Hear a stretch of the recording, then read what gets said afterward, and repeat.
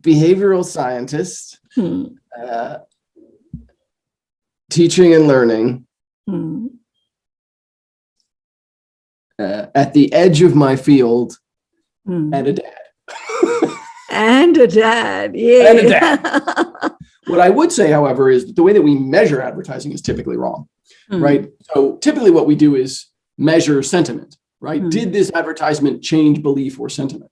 But we don't actually understand the connection between sentiment and behavior, right? And so as a consequence, advertisers, the people who create advertising, ad agencies, creative agencies, et cetera, are not held accountable for the right thing. They're not actually held accountable for driving behavior. They're held accountable for, sort of perception shift. And the problem is that perception shift, A, it's notoriously hard to measure. B, it can be very temporary. I do a lot of work on gender equity in the world. And one of the things we talk about when you look at men who act in ethical, equitable ways, they often have a gender confidant, meaning they have women who are close to them and empowered to say things to them, right? What is your greatest joy? Bear, my son. Hello, fellows. Welcome to the next episode of Jagged with Just Ravi, Conversations at the Edge with thought leaders from the marketing, branding, and the business world. And today we have Matt with us. Hi, Matt. It's so nice to have you on the show. Hi, nice to have. Thanks for having me. So I'm going to read a line from your book, which I felt very happy to read, to know that if this is the case, okay, I feel included. So humans are born behavioral scientists. From our very first cry, we begin to shape what others do by exerting pressure, ball, and they feed us, coo, and they snuggle us. Isn't that amazing perspective? So, when you say this, it makes so much sense. But professionally speaking, when you say that everyone can be a behavioral scientist, what do you mean by that? For some people, when we say behavioral science, I think what they conjure up is where there's psychology and these sciences that happen in a lab, and applied behavioral science is about taking these things that happen in a lab and applying them in the world. And that is not what I mean, right? When I say behavioral science, I mean behavior as an outcome, science as a process, right? And so when you look at it that way, everyone is capable of doing that, right? As you mentioned in that quote, right? Humans create behavior in other humans all the time, right? We do it naturally. We do it long before we can articulate anything. What we're really adding here is the scientific method, which to me is the most beautiful thing humans have ever created. The most beautiful things we ever created was the scientific process, the ability to observe the world around us, draw hypotheses from those observations, and then to test those hypotheses using experimentation. That process to me is gorgeous. And so when I talk about everyone can be a behavioral scientist, you can be the janitor, right? And you can say, I noticed that if I move the trash can here, it seems like people, throw things away more. So I'll, experiment with where I put the trash cans, right? Like all of those are things like anyone can do that process as long as we understand the scientific method, right? The basics of, how to test something and then draw a conclusion from it. Then I think we all have the capability of doing that. So for me, behavior is an outcome, science is a process. And what that unlocks is all of us having the ability to do science. Yeah. Awesome. So, Matt, you say that it's a verb. Don't look at it as a noun. It's an action, and you can try. You can be a beginner, but or perhaps you're already doing it, and you can figure out a process to it, a better process to it. You can be better at it, but you're doing it instinctively. You're doing it, right? So now, if using any case study, you could tell us what are the levers of understanding this process of causing behavior change. Because I love when you say that behavior change should be the focus of everything that you do. And we'd go down to a lot of, phenomenons where historically it's not considered as the focus. which you've mentioned in your book also. So if you could use a case study to any few aspects, this intervention design process, for example, or a behavioral statement, any levers, if you could elaborate on. Yeah, for sure. So if we take this top level and we say, okay, behavioral science, behavior is an outcome, science is a process. If we go one level down from that, right, the analogy that works best for understanding it is science fiction, right? All of us are trying to create worlds that do not exist, right? If we were okay with the status quo, we wouldn't have to do anything. You and I wouldn't be doing this podcast, right? Like you wouldn't be recording this. You wouldn't be putting things into this format if you weren't trying to create a world that was different than the one that we have, right? And so if you think then about science fiction, it can kind of guide you through the process we want to go through. Because what's the first thing you have to do? Well, you have to articulate the world you want, right?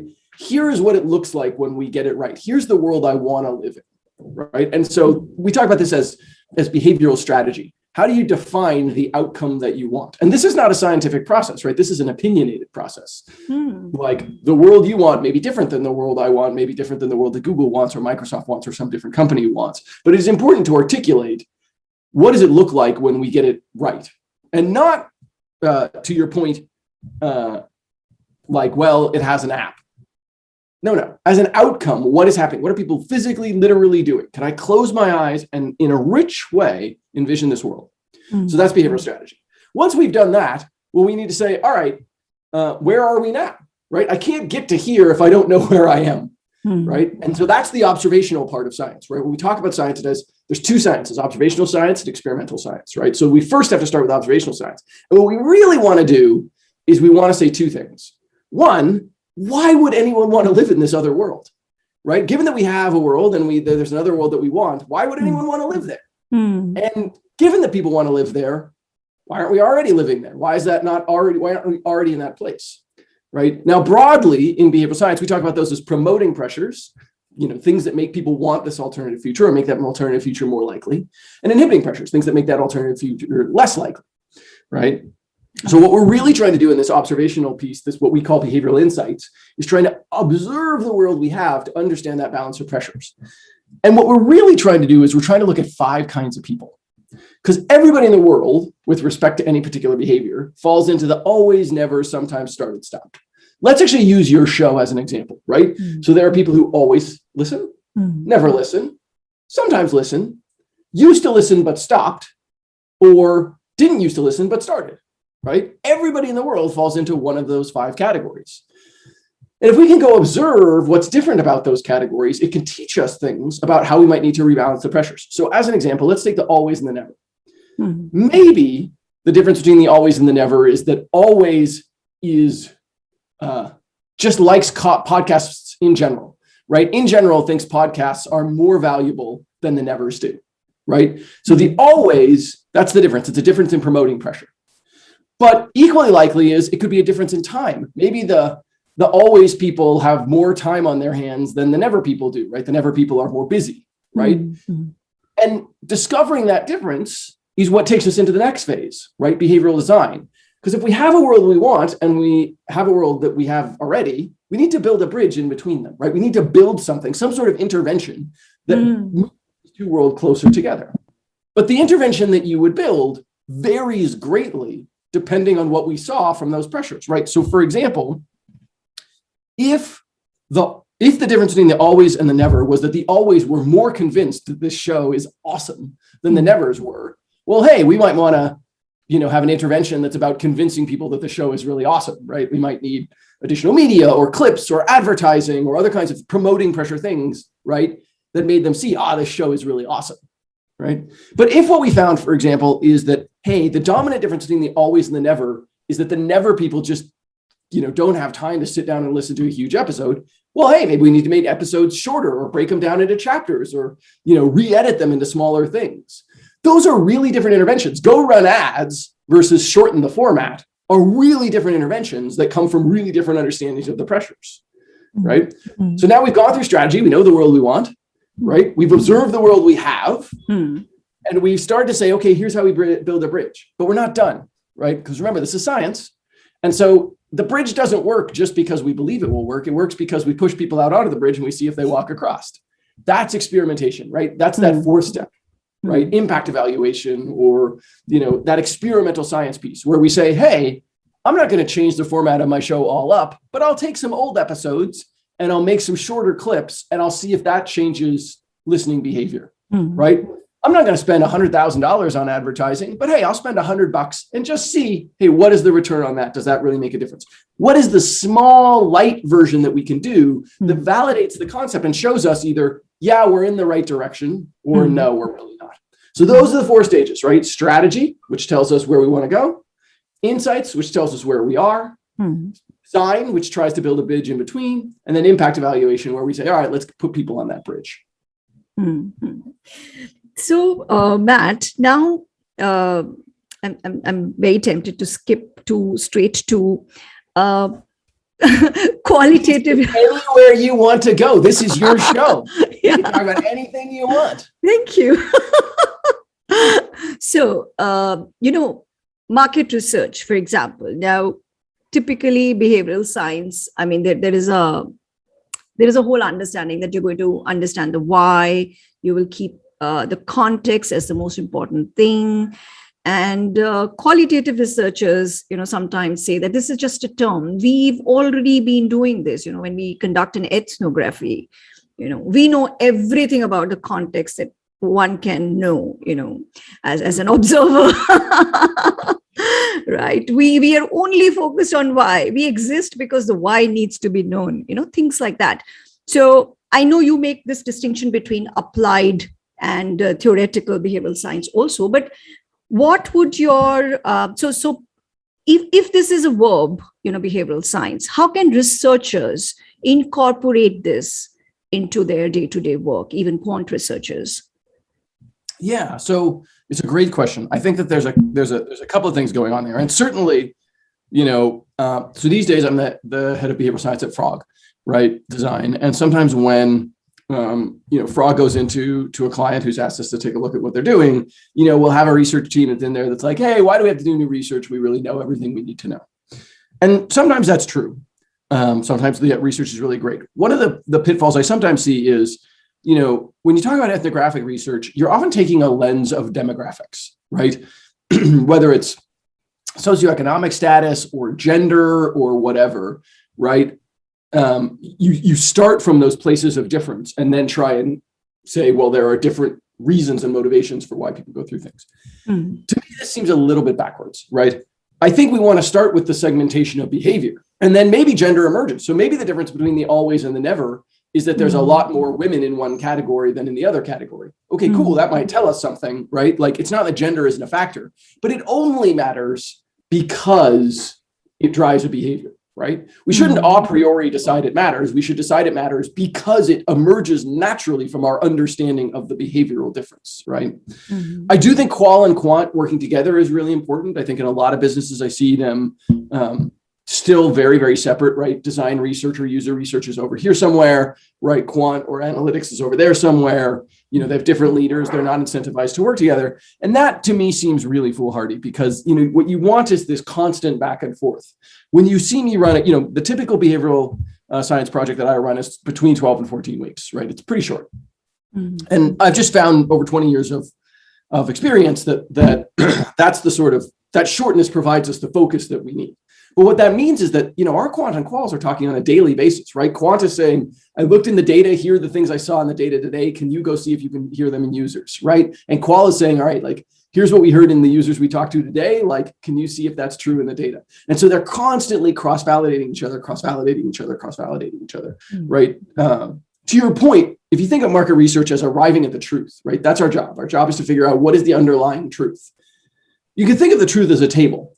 And if a table with one leg falls over, right? You need multiple legs. You need multiple perspectives to hold up that truth. And you need them to be as far apart as you can, right? Taking a bunch of different quant studies is like making a table with legs at one corner, right? You can keep adding legs, but they're of diminishing marginal value because they don't provide, strong contrast. What I want is to take really different methodologies and use that to hold things up.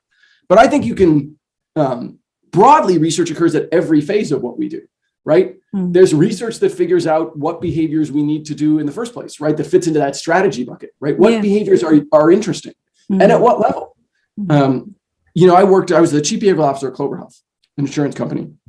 And one of the things that was most interesting to me is, I worked with a bunch of actuaries to figure out, how much did we save in medical expense and make in revenue, because you get a bonus when this happens, every time we get a flu shot. So every time we get someone at Clover a flu shot, how much do you think we make? And when I went to our executives, the average estimate was about $10. People were like, flu shot's probably worth about $10 in terms of saved medical expense. Keeps people from going to the hospital, right? They don't get the flu, et cetera. The real answer is $100, right? It was almost 10x different than people who had a lot of experience in healthcare would have predicted, right? And so I think research can occur at any phase, and because there's a huge difference between the intervention we make for $10 and the intervention we can spend $100 on, right? Those are really different interventions in an applied way. And so I think, you can see research at any phase. I think you want quant and qual together. I think they need to be going back and forth quickly.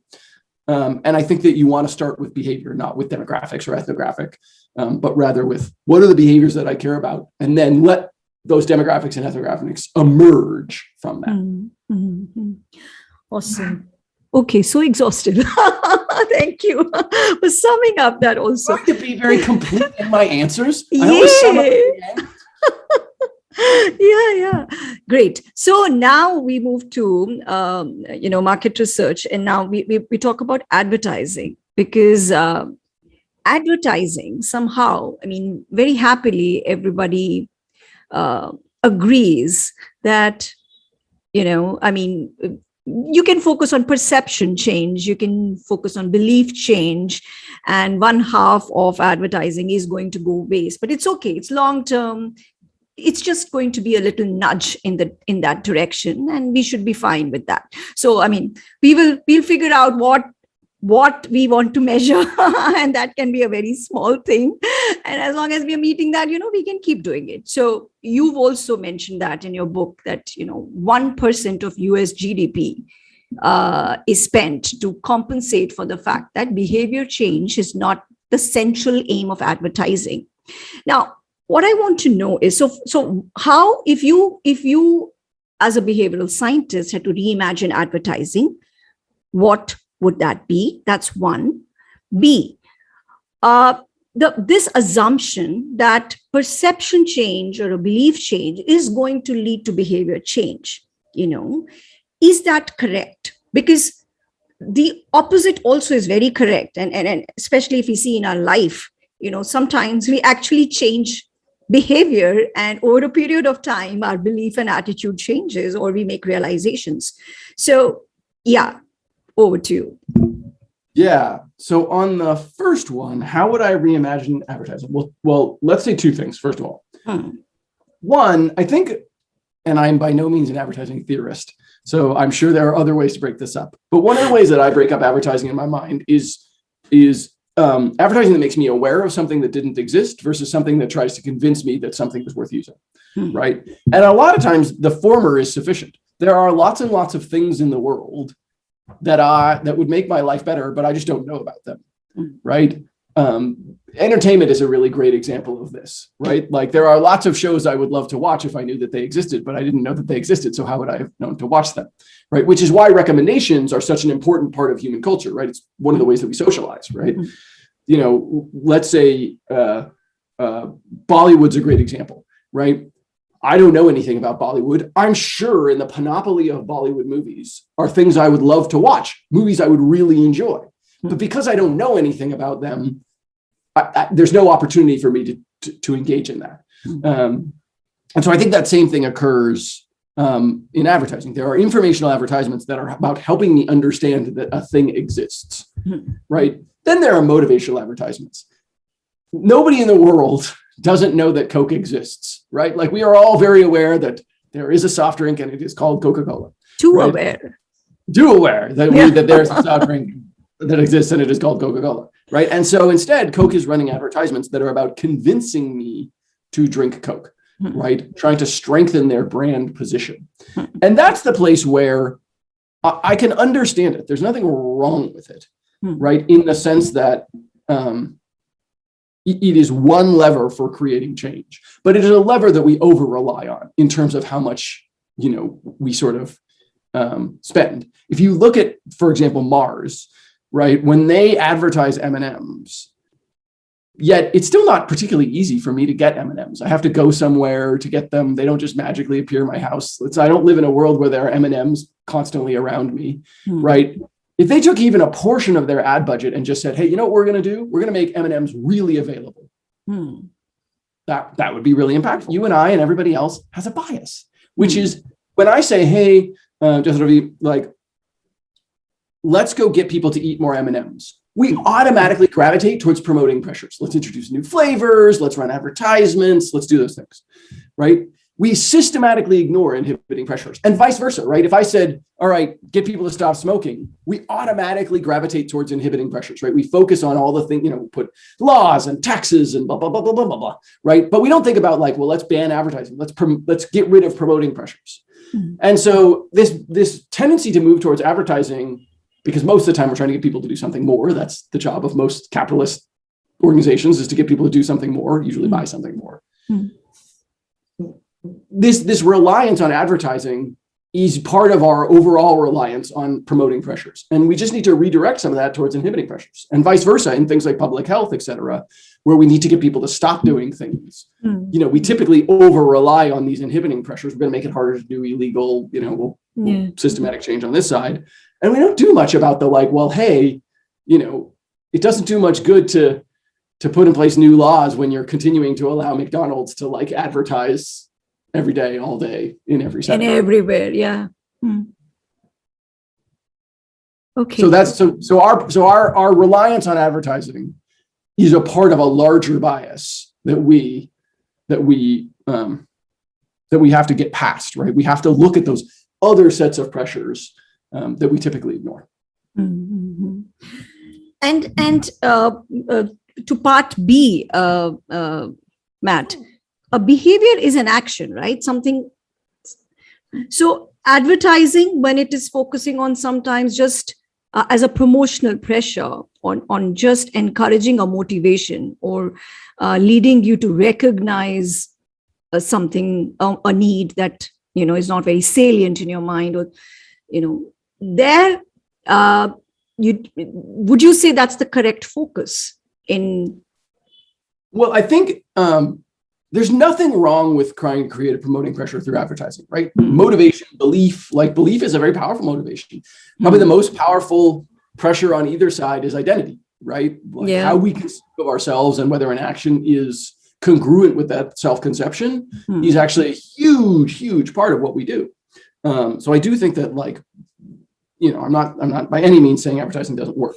What I would say, however, is that the way that we measure advertising is typically wrong, right? So typically what we do is measure sentiment, right? Did this advertisement change belief or sentiment? But we don't actually understand the connection between sentiment and behavior, right? And so as a consequence, advertisers, the people who create advertising, ad agencies, creative agencies, et cetera, are not held accountable for the right thing. They're not actually held accountable for driving behavior. They're held accountable for, sort of perception shift. And the problem is that perception shift, A, it's notoriously hard to measure. B, it can be very temporary. And so, I think if you're looking to somebody to create advertising and you're holding them accountable for the right thing, right? You're holding them accountable ultimately for the behavior that they drive. That's less bad. But I think there's a lot of intermediate measures, and this happens not just in advertising, this happens in lots of things. I think that NPS, I hate NPS, right? For those that don't know, NPS is Net Promoter Score. And basically you ask people, how likely would they be to recommend your service or product to somebody else? And then, you take scored on 1 to 10 and you take the, I can't ever remember what it actually is, but it's take the loyalty levels, huh? Yeah, you take the 9s and the 10s, and then you minus the 1 through 5s or something. There's some math formula. And then you come out with a score. And this score is like the thing that companies hold themselves accountable for. They talk about their NPS in their stock reports, and they're compared between companies and blah, blah, blah, blah. What a stupid measure. Right? What a stupid measure. It's not a measure of whether people actually did recommend anything. It's just, would you recommend something 1 to 10? Right? It's not, if you look at the research, it's not very predictive of behavior. There are lots and lots of things that I feel generally good about, but I don't know that I necessarily recommend to other people, right? Simply because they just don't like, how likely are you to recommend toothpaste? Like, that's just not, it's just not a thing that would ever come up in conversation. In a conversation, yeah. Right. Whereas like, I don't know, recommending the show I just watched, I recommend, media, entertainment things all the time, right? There are like weird biases. It's a terrible measure, right? Yeah. Measure behavior. At the end of the day, measure behavior, because behavior is the thing that matters. Yeah. And so wonderful, because today you have that kind of data also available. Till some time back, you never could access the behavior at throughout the consumer journey. But today you have heaps and heaps of data. So if it gets the importance it deserves, makes everybody's life simpler and more effective and efficient, perhaps using budgets at least. Okay. So yeah. Hold on, let's talk about that, right? I think that data piece is actually really important. It's there used to be this conference that I loved called Data Gotham. It was organized by Hillary Mason and some other folks. Hillary, of course, has had a brilliant career as a prominent data scientist. And it was one of those conferences that like you would only really go if you were really, really into data, right? It was a very geeky conference, right? Okay. There are lots of data conferences where, there's lots of people across a whole spectrum of people of skill levels that are coming, right, to learn about data. This was really like, you have to be fairly geeky. And I remember talking to Hillary, who's a friend at one of these conferences, and sort of marveling at the fact that at the time, many people referred to both of us as data scientists, but we did nothing that looked even remotely similar, right? Like we just didn't like behavioral science at the time was thought of very close to data science. And I'm like, I don't know, man, this doesn't really seem like doing a lot of the same things day to day. But it's been nice to see data science come into its own, right? Over the last 20-ish or so years of my career, right? We went from a place 20 years ago where, there were very few job postings for a data scientist. If there were, you didn't really know what to ask for, right? Sort of like behavioral science now. And so my hope is that over time, behavioral science kind of catches up to data science, right? In the same way, I and other behavioral sciences leaders typically often talk about the way that like, using the way that data science prolificated as a blueprint for how behavioral science will prolificate. I want to know a little bit more about what is an intervention. Because, typically, so would something non-tangible, could that also be an intervention? Like you said, motivation, like a belief formation or something. Like, for example, a story that inspires. Or stories. Wait. Or stories, meditation in the morning, But stories are tangible. Stories are tangible? Stories are tangible. Of course they're tangible, right? Like the very fact that you and I can both discuss a Disney movie and recite roughly the same plot tells me that the story is tangible. It's a durable good that can be communicated between people. It's absolutely tangible, right? Just because I could write it, like the moment if we use like the most extreme version of tangible, the moment I write it down, it becomes tangible. But the very fact that I could write it down is the fact that, that I didn't write it down doesn't make it somehow less tangible. Right. So the inspiration or what I take out of that story, for example, and that's an intangible. And that impacts my behavior. I mean, okay, we are stretching the logic, but... Oh, no. I don't think we're stretching. I think you're good. So okay. Let's take the Disney movie as the intervention, right? The story of a Disney movie as the intervention, right? What I think people typically stumble across is they think that an intervention changes behavior directly, right? So like intervention, behavior change. And really there's a mediated step, which is the intervention changes some pressure, and that pressure creates new behavior, right? Because that encompasses the thing that you just said, which is that, hey, you and I might watch the same Disney movie and have very different reactions. Yes, you're absolutely right. Right? It's absolutely true that a similar intervention operating across different people might create different behavioral results. Let's say the behavior is recommending the Disney movie, right? I might watch it, it touches something, it interacts with my personality or whatever, creates promoting pressure that causes me to recommend it to others. It doesn't do that for you, right? And thus you don't recommend it to others, right? So it's not true movie equals recommendation. It's movie something, some pressure, right? Intervention.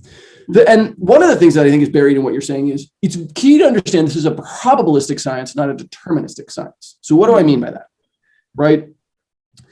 If you wanted to change Matt's behavior, specifically Matt's behavior, you would probably do something like therapy, right? It's very individualistic. It's very customized, right? It's really about changing like literally that guy's behavior, right? That person right there, specific person. But that's not what behavioral science is. We're a probabilistic behavior. So we're saying across 100 Matts, there are 50 of them do this today, and I'm going to get 80 of them to do it, right? It's not literally every single Matt right there, that specific Matt, right? Not, there's 100% chance that that specific Matt does it, but rather that across a larger group, it's more likely that this thing will occur. So if we think about our Disney movie, right? I'm not trying to create a Disney movie where literally everyone loves it, right? What I'm trying to do is increase the probability that someone will love it and thus recommend it, right? That I will increase this promoting pressure that is motivation, whatever, and that will create recommendation probabilistically, right? Not specifically Matt will do it. I think we would do different things in the world if we were trying to get specifically one person and one person alone to do a thing. Yeah.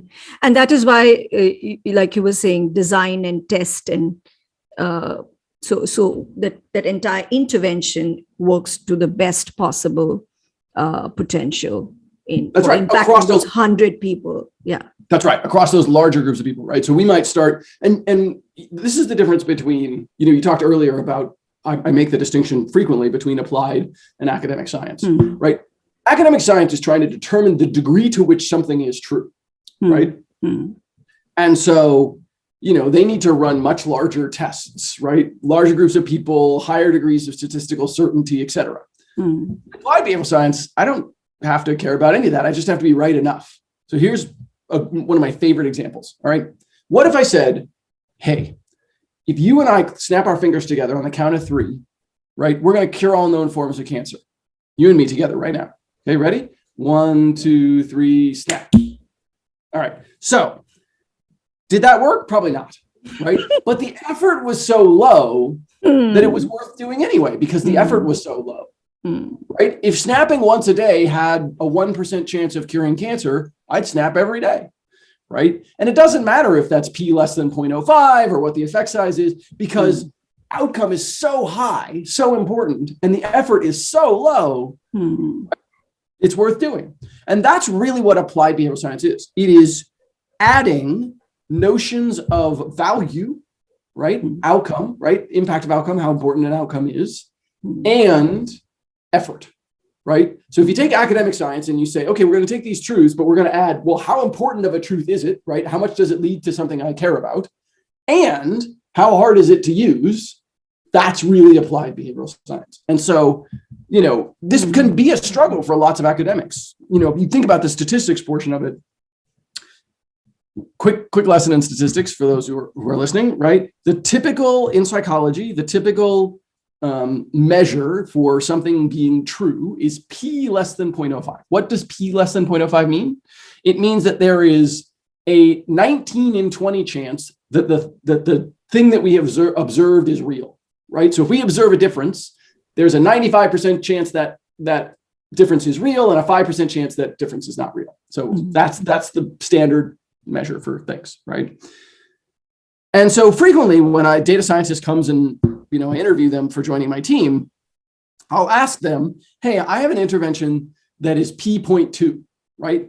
So remember, that's 4 times higher, right? 4 times worse than the academic bar. And so most of them would say we should do nothing, right? Like there's a 4 in 10 chance, right? Or a 2 in 5 chance, right? There's a 40% chance that what you're observing is not real. I say, well, why didn't you ever ask me about what it is? Let me tell you what it is. It's a little pill, costs 1 penny to manufacture. It melts on your tongue, right? Tastes of unicorns and rainbow farts, and cures all known forms of cancer, has no known side effects. And there's a 60% chance that it does that. Think maybe we should keep going, maybe run another pilot, see if we can get that. Like, you don't just abandon something because it's P.4, you keep going, you iterate, right? That's that applied piece. It's that piece of going that extra step and saying like, hey, I'm going to modulate my response here based on how hard it is to do. Remember, it costs only 1 penny to manufacture and has no known side effects, right? And how big the outcome is. It cures all known forms of cancer. All right, well, maybe I'm going to keep running on that. I do somehow feel that, behavioral science, and I am a layperson when it comes to behavioral science, right? That there is a reason why it's suddenly becoming so important. Is it saying anything about how we are evolving as a society? Well, it is a fundamentally optimistic science, right? There's probably somebody who would argue with, maybe Steve Wendell or somebody would argue with me about this. I don't know. But to me, it's it is fundamentally an optimistic science, right? Because it says we believe human behavior can change. What we are, so various social psychologists have argued that the most important finding in psychology is the fundamental attribution error, right? Fundamental attribution error. Or put differently, the tendency to subscribe people's behavior to something about them rather than something in their environment. This is an error, first of all, right? We know that many people's behavior is guided by their environment much more than it is their individual personality, right? I love the Shakespeare quote, "My need but not my will consents," right? Like, he's motivated by poverty, not by his own internal moral compass. He's poor, and so he's going to sell this poison because he's poor, not because of his own internal compass, right?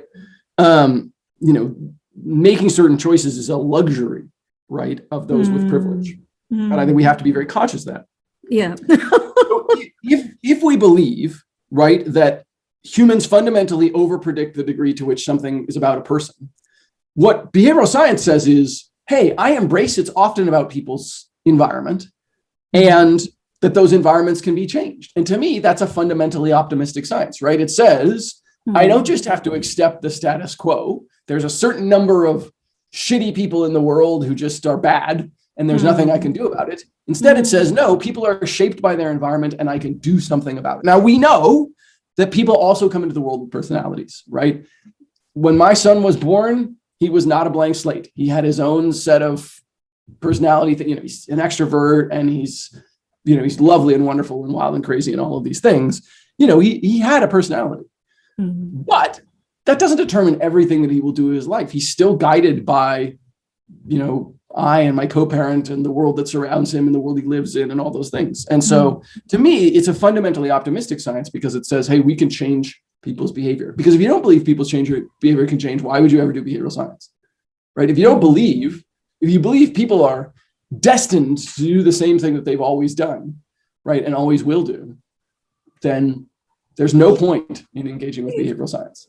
The life itself becomes pointless. It's like you came with a certain, like a program. I mean, oh God, I hope I'm not talking about Matrix, but you just came like programmed and you'll just live like that. You're a puppet then there is no point in. So I get it. Oh, this is beautiful. This is my favorite example of this in the US is credit scores, right? Sorry? So credit scores. So in the US, we look at your past bill paying behavior and debt paying behavior and all those other kinds of things, and we give you a score. And that determines, what kind of loan you'll get in the future and whether you can get a mortgage and all these things.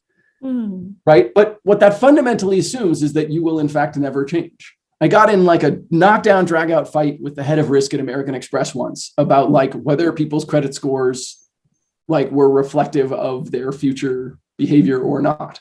And if you just believe, people come out of the womb with a credit score stamped on their butt, right? Like, and that's their credit worthiness, and it's always going to be their credit worthiness, and it's always been their credit worthiness. Then you're right. You should not pay any attention to me whatsoever. But I think you are fundamentally wrong. Yeah. Science backs me. Yeah. And also then it's like past is going to decide the future always. Then there is going to be no evolution, no progress. If it's always the past behavior, that is why I guess, I'm going back to that paragraph of your introduction where you said that, we can change the world. I want nothing lesser than that. It is amazing. Okay. And then what about the ethics of it, Matt? Yeah, I mean, so we could do a whole separate podcast on the ethics. It's very long. Okay, for this one, just a small answer, just for this question. There's a lot going on there. I think, one version of this is don't be an asshole. And it sounds sort of trite, but it actually is remarkably, like, human beings are pretty good at knowing when things are really bad ideas. And not necessarily internally. We don't necessarily always have a good internal compass, but we can use behavioral tests to tell us, right? Like, hey, if you wouldn't want something to be public, probably it's a bad idea, right? If you don't want any, if you're compelled to keep something a secret, there might be some moral implications of the thing that you are doing. And so I think that, that's not always true. There are lots of cases where, the public lynch mob can be a bad guide for behavior. But if you wouldn't want to tell people you love, that might be a bad idea. So the thing I'll say about ethics is the first and most important step is to pay attention to them, right? Everything beyond that, you'll figure out, right? You can go read my book, you can go read other books, like you can look at what other people are doing, you can set up an ethical review board, right? Like, there are very simple things to do. But the first thing you have to do is even believe that it's a thing that anybody should care about, right? So if you can implement, step one, implement an ethical check, right? Before you do anything, just stop, right? Human beings have this problem with momentum, right? I have this problem. When we get on a roll, we're just on a roll, and it just like that momentum keeps us going. And so that momentum will tend to carry us, if you think of ethics, as an inhibiting pressure, a reason not to do something, that sort of momentum that we have overcomes those ethical considerations. So the first and most important thing that you have to do is stop. Come to a complete and full stop. Take a breath, take a moment, and decide, hey, like, what's really going on here? Am I willing to restart? Because if an idea is good, you should be willing to start walking again from a full stop, right? If the only thing carrying an idea along is momentum, it's probably not a very good idea, right? Step one is stop. If you want to go a second step, it's tell someone else, right? It's tell someone else. Ethical challenges thrive in the dark. So if we stop and we talk to someone, those are probably the two key most important things that you can do to prevent, unethical behavior. Stop and talk. Awesome. So the transparency of it and behavioral checks as external checks. And like you said, from people you love, because, they're because the crowds can go wrong, but yeah. A great example of this actually is, I do a lot of work on gender equity in the world. And one of the things we talk about when you look at men who act in ethical, equitable ways, they often have a gender confidant, meaning they have women who are close to them and empowered to say things to them, right? The thing I always say is somebody can't be if they can't literally call bullshit, right? If they're not in a position with you where they can say the word bullshit to you and have that be okay, then you haven't sufficiently empowered them to be a good ethical check, right? If they're not allowed to curse at you, like that's probably a sign that they're like not set up well to be a good ethical partner for you. And so having those sort of confidant people who are empowered, specifically empowered to tell us, hey, you're fucking this one up. That's key.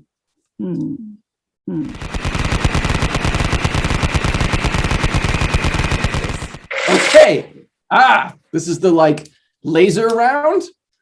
This is rapid fire. We took it literally. Yes. What's something new happening in your life right now? COVID. Okay. If you could live anywhere in the world, where would that be? Philippines. Okay. If you had to, what would you change about yourself? Everything? I don't know. I would like to be less angry. Okay. What is your favorite childhood memory? Ooh. When I was very, very young, I must have been maybe 3 or 4 years old. My dad woke me up on a Sunday. It was a beautiful spring kind of morning. And he woke me up because a spider, really big, giant fucking spider, had made this beautiful web in the rock wall in the backyard. And there was dew on it and the sun was shining through the dew. So it was this beautiful spider web with a beautiful spider with the sun shining through. And so my dad woke me up so that I could see it before all the dew dried. If you were to devote the rest of your life to philanthropy, what cause would you choose? Gender equity. Okay. What is your deepest fear? I'm not telling you that. What is that can be used against me. Okay. What is your greatest joy? Bear, my son. Okay. How would you like strangers to remember you? Not at all. Okay. What is a lesson that took you a long time to learn? That sometimes pulling less hard is more productive. Okay, nice. What is one missed opportunity that you wish you could have a second chance at? When I was like 15 years old and getting my first car, we lived in this place that is an electric co-op, which is really weird.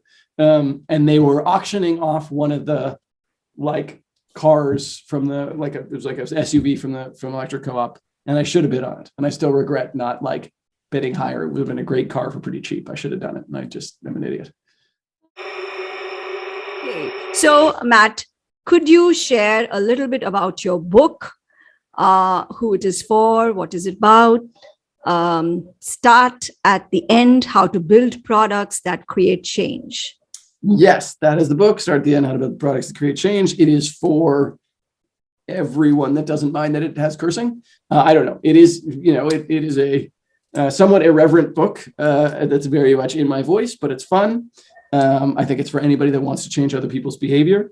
You can get the audiobook on Audible, which they kindly let me read. So if you'd rather hear me, if you've listened to this interview and you like the sound of my voice and you'd like to hear me do all the cursing, then you can get Audible, and then it will be me doing all of it. Nice. Matt, would you like to share any online address where people can reach you? I generally live a very public life, so it's very easy to get a hold of me. I'm Matt at mattwallaert.com. I'm Matt Wallaert on Twitter, right? Like I have a link on every platform where you can get some office hours time with me, right? I devote 2 hours a day to people being able to get in contact with me, so you can book time for free.